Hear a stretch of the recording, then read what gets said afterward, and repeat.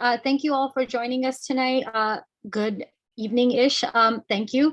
We're going to start with just going over some of our philosophies here at VSA. I'm going to kind of run through our teaching practices, why we believe what we believe. And I want to start first with talking about the pandemic learning loss. I think it's not big news for parents and students alike that they've missed a lot between the last 2 years. We've been going through a lot of learning loss due to school closures. These articles here, they show from New York Times and very, very high magazines or articles that have talked about how much we've lost and how much learning has been lost because of changes from our virtual learning or changes that have happened during the school closures and such things like that. So our goal when we talk about our pandemic losses is to kind of really look at some of the work that is driving our lessons and driving our philosophy as to why we're doing this. If we look at these two charts, just looking at both of them about how much learning that has been lost, especially during COVID, if you look at the first one. And then if you just look at the second one,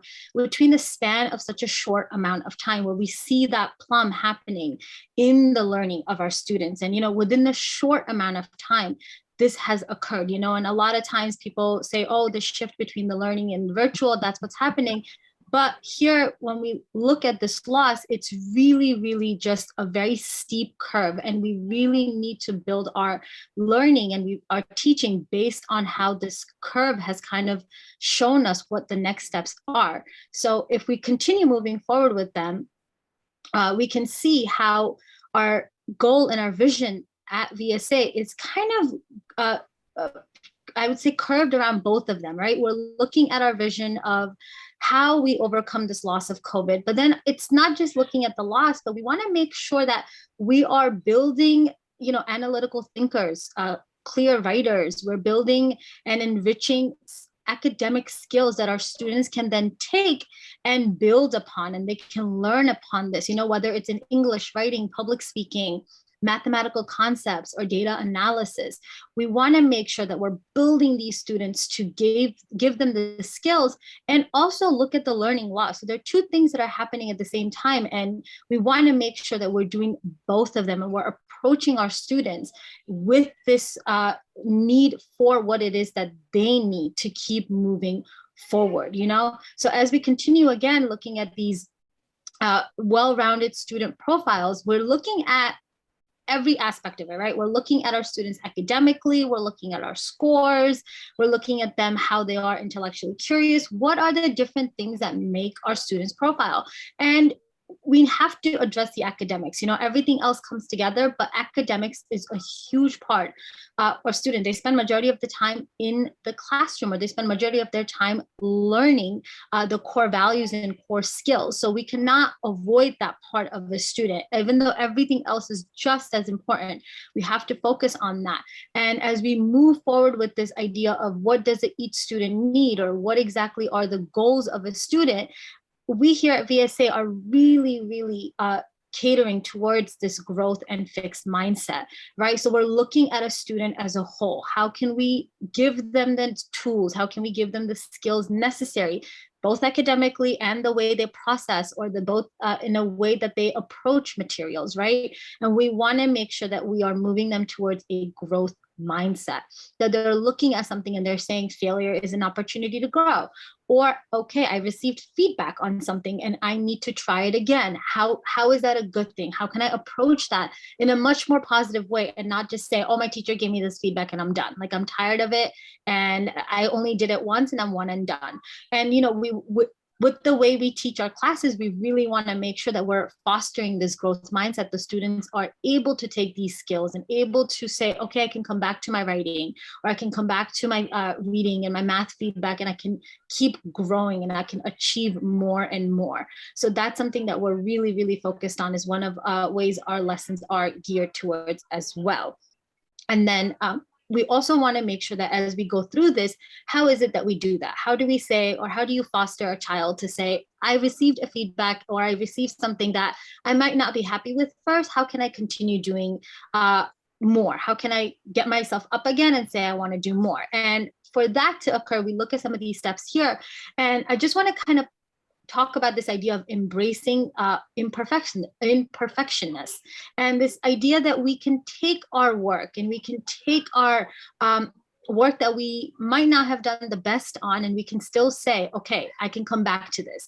And it's not just an academic skill, that's such a valuable life skill as well, that all of these things that we are teaching, either with our writing process, or we're looking at it through a math problem, whether it's through lessons that our wonderful teachers are giving, these are skills more that they are learning as we move through all of our work that we do here at VSA. So it's such an important skill that you have alongside with academics, I think, that we kind of like to foster here. And it's crucial to student learning and student processing. Oh, thank you. One of the things that is extremely vital in our lesson planning, in our lesson administering that we do here at VSA, is looking at activating the learning pyramid. A lot of the work drives behind this learning theory pyramid. And that is, if you look at the bottom part of it, is much more that has to do with discussion group, practice by doing, and teaching others. And we want to make sure that our students are given opportunities to look at all of them. Lecturing and reading and demonstration is one part of it, and it's a small part of it, right? And we make sure we have valuable teachers that are enriching these skills. However, we also give our students a lot of time where they are practicing by doing, practice that's monitored, practice where feedback is given. So, these are valuable skills, and these are studied methods that show and they prove that it improves retention, it improves learning experiences, and we are very, very aware of what it is that we need to do to foster that. So these lessons are built around these methods of learning that are proven to work and proven to help our students grow. Something else that we also look at is the spiral learning method. And this is such a crucial method because, a lot of times, if you look at math, topics build, if you look at reading, processes build. And our students sometimes are, oh, I'm done and I don't need to come back to this. And with the spiral learning method, what it does is that it hones and fosters the skills that it goes into their long term. We start with the process, you learn another topic, but then you review the topic that you have done in the past. And what that does is, one, it teaches the students, okay, skills are built upon, right? Whether it's reading skills or math concepts, that's one thing it teaches them. And then the second thing it also does is it gives them the opportunity to keep coming back to these topics. So they're able to remember them, they're able to use them as they move forward, they're able to register them more. So it's another method that we have in our skills. So we are always aware of, okay, we're at this level, this is where our student needs to be, and this is the method that they need to keep moving forward. So it's a big part of the lesson planning, it's a big part of the teaching that we do here at VSA. If you could move to, thank you. One of the things that we're also looking at are, these scholastic awards that our students are proud to be winners of. These are rigorous awards that they're not easy to attain. Thousands and thousands of applications come through. These students are honed in the skills that they do, and we encourage them and we make sure that we give them the skills that they need. We give them the practice that they need, that they can, apply to these things. And, these are, not only do they build students' ability to try out things that they want to do, it also shows that, the skills that they're learning are valuable and they yield results. And again, these are fantastic awards that our students have been, applying to, they've been winning. So it's been really great to have that for us. And then for our summer learning, we will be looking at studies in English and math. We will also be using this so students can catch up and advance for their next grade. So public schools are usually closed for 9 to 10 weeks. That is a very big time for students to summer slide, whether it's if they're moving up from 4th to 5th or 5th to 6th, that's a big gap of learning that they're losing. And we need to make sure here that our camp schedule is designed in a way that our students can balance that, right? That they're not losing that slide. They're able to keep up with the academics that they need. They make sure we give them the self-confidence and the leadership skills. And our camp is designed to help students balance that. It's between academics, because of course, summer and academics, sometimes it doesn't sound right, but we need it. We need to make sure, that our students are balancing that and the other activities.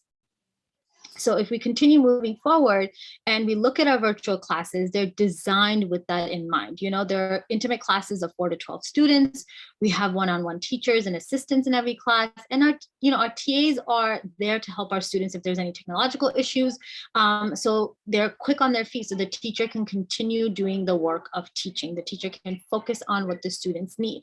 And again, we need this so that our students are engaged. It's a time where they do need to balance out both that academic part, and they also need to make sure that we provide that for them. If they're there, we have to do that. And our staff is there to make sure that they don't miss any classes. They're reminding students if there's any issues that are happening. Our teachers are extremely skilled in making sure that our students are active, that participating. We have teachers that are coming through that are highly trained. And, we here at VSA are a rigorous and highly skilled program where we're making sure that our students are receiving the best, whether it comes with the materials that we're curating to keep them in mind, or whether it's the teachers that are providing that, so everyone is aware of what it is that's needed. And our classes have key one-on-one time. And I think this is very, very crucial because our Zoom breakout rooms are there to meet with students to discuss their progress, to help them understand feedback, to help them make sure that they are interacting with the material that's happening. Our chat function can, make sure that students are there and they're one-on-one aware, privately aware, so they don't feel that they're being called out or anything like that. And we are on top of what it is that our students need. And they're very effective because, our students can tell that, okay, what I'm doing is being seen, what I'm doing is valuable, and the teacher is there to make sure that they know this. So it's a key part of the work that we do here. And as we move through our, seamless virtual learning, the result is where students are really, really learning. We have honed our classes with different formats, different lessons, and we're using online platforms that are making us aware of exactly what our students need, so we can see in live what they need. We have, families that receive all the materials in Dropboxes with schedules, information. It's very, very organized. It's very, very smooth running. So everyone is aware of what it is that's happening in the classroom. Students can go back and see what lessons, or what, if they have homework, what it is that they need. So it is no way, shape or form is it just, oh, they log in and that's it, they're done. It is very, very geared towards making sure that the students are learning, making sure that the teachers are there to monitor progress and to monitor growth and monitor areas of strength and weaknesses alike. And if we can look at our camp schedule over here, we have, running from June 27th to August 19th. And we have 2 different groups, and if you look at the way our schedules are, we have designated breaks, both for grade 1 to 2 and 3 to 8, because we want to make sure that our students are up and moving when they need to, and they're able to they're able to up and move, so they're not just in front of the screen. So when they come back, they're back and they're focused. Our gym breaks are designed with different forms of active classes, whether they're doing Zumba, whether they're doing yoga. There is an instructor there that's trained and that's available to do this via Zoom, and they are moving. So they get that break that they need. And, it's just as important as being in front of the camera and doing the work that they need to do. So it's a great schedule that's built in with students in mind.